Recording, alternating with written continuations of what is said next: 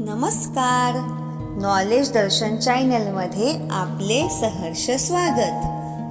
आज आपण बघणार आहोत राष्ट्रमाता राजमाता जिजाऊ जयंती निमित्त अतिशय सुंदर व छोटेसे भाषण.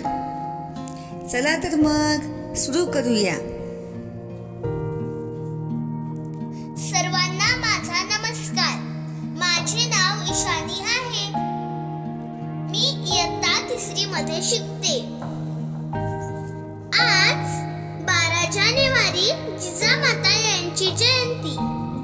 त्यांचा जन्म 12 जानेवारी 1598 रोजी बुलढाणा जिल्ह्यातील सिंदखेड राजा येथे झाला. त्यांच्या वडिलांचे नाव लखुजीराव जाधव व आईचे नाव म्हाळसाबाई असे होते. जिजामातांनी लहानपणापासूनच दांडपट्टा चालविणे, घोडेस्वारी, राजनीती व इतर युद्धकलेत प्रावीण्य मिळवले होते. 1605 मध्ये राजमाता जिजाऊ यांचा विवाह शहाजीराजे भोसले यांच्याशी झाला. स्वराज्य निर्मिती करण्यासाठी जिजाऊंनी शिवाजी महाराजांवर उत्तम संस्कार केले.